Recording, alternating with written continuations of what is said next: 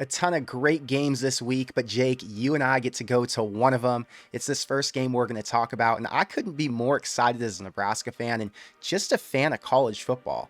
This spread opened at Nebraska -8.5, and then on Saturday it moved to Nebraska -1.5. Now we're to Wednesday, and Colorado's a 3-point favorite.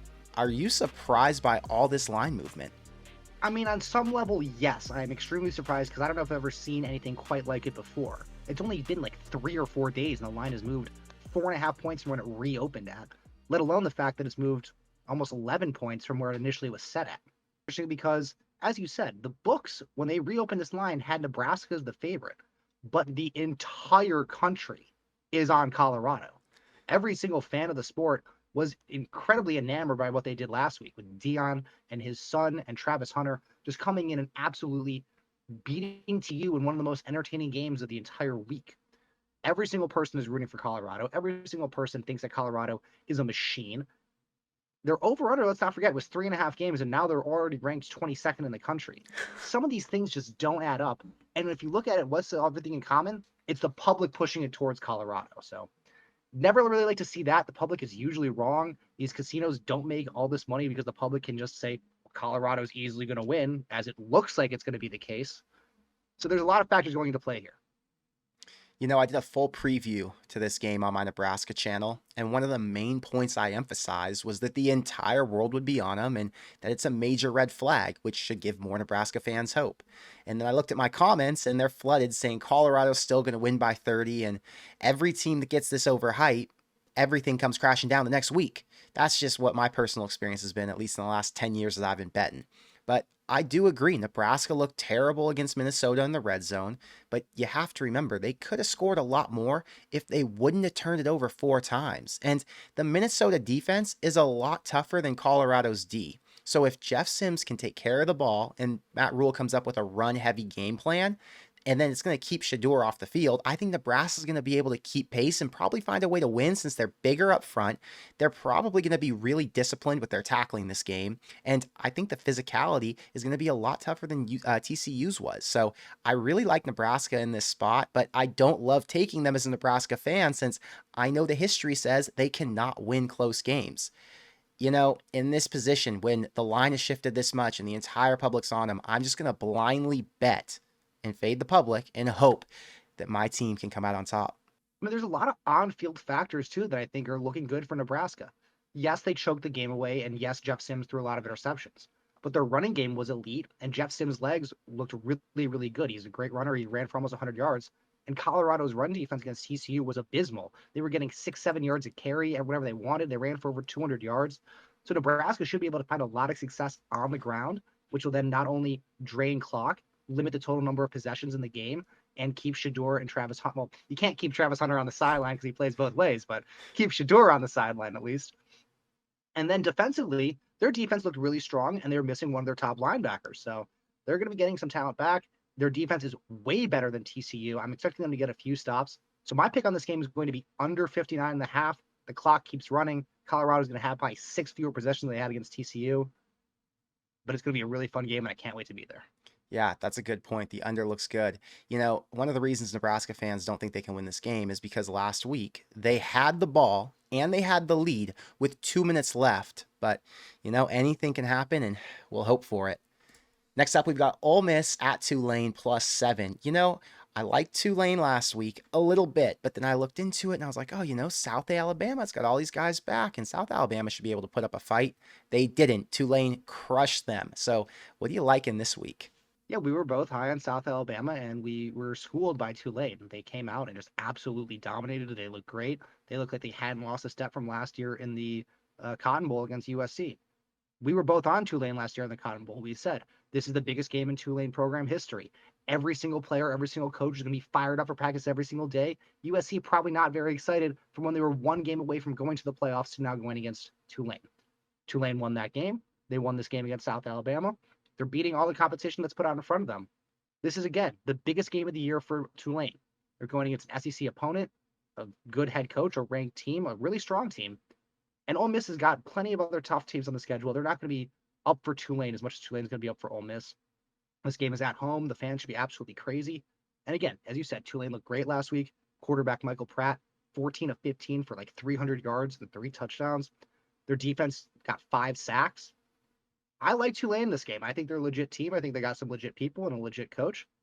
And I think that Tulane could win this game money line very easily, but I'll take the +7 just to be safe.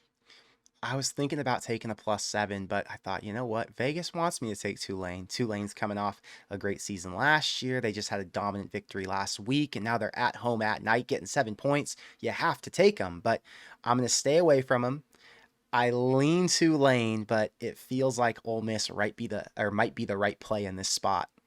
Notre Dame at NC State +7.5. And Notre Dame didn't even get tested week one. They looked great, but if we're being honest, Navy looked like a high school team. NC State has a strong D, and they always limit explosive plays. And they've had to play Sam Hartman at Wake multiple times. So even though his playmakers are way better, Dave Doran knows how to defend a heavy pass scheme. Now, my guess is the game plan is going to be to run the ball and chew clock on offense. You've got to limit turnovers, and then you can't let ND get too many opportunities to score since the offense is their strength, it looks like. And that should be enough to keep it within 7 the entire way, but I'm sure NC State's going to struggle to win. I'm going to take the points and hope for a backdoor cover in a worst case spot. But my guess is because you've got a really experienced coaching staff at NC State and they've seen this QB before and know what he can do, they're going to be able to keep it relatively close. Yeah, NC State also ran the ball a ton with new quarterback Brennan Armstrong. And while he can definitely run the ball before at Virginia, he was way more of a passer. So interesting to see that that kind of offense is where they're going for. I'm actually kind of leaning towards Notre Dame because even though they have played Sam Hartman before, he to me this year seems a lot better than he was at Wake, probably just because he has so much more talent around him. I think he's proven himself to be one of, if not the best, pure pocket passing quarterbacks in the entire country. And I'm worried that if NC State falls behind quickly, they're not going to be able to stay within their run game and it could get out of hand. I'm leaning towards Notre Dame in this one, but 7.5 points to give on the road is difficult. Yeah, the fear would be that Brennan Armstrong could be turnover prone. And in that situation, Notre Dame would absolutely capitalize because that defense, I think, is top 10 nationally, or at least should be by the end of this season. Next up, we've got Texas A&M at Miami. Miami's getting 4.5 points. And now that A&M's visiting, maybe they can fill up their stadium. I'm not sure how many A&M fans live in Miami, but hopefully this gives them a chance. I mean, if there's any place you want to go travel to for a game, a lot worse places you could pick than Miami. Both these two teams played absolute cupcakes week one. They both completely dominated. It's really tough to kind of base their level of play off those games because there was just no competition to be found whatsoever. Miami had a really strong running attack. They were super deep at the running back position. 4 different running backs had 8 or 9 carries on the team, including A.J. Allen, the former Nebraska Cornhusker. Texas A&M definitely is the better quarterback in Connor Wegman. I'm not a huge Tyler Van Dyke fan, but he's serviceable enough to be able to get the job done.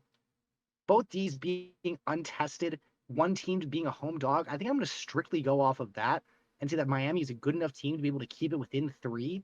I think Texas A&M is going to get the job done, but Miami's going to cover, and I'm taking Miami +4.5 as the official pick.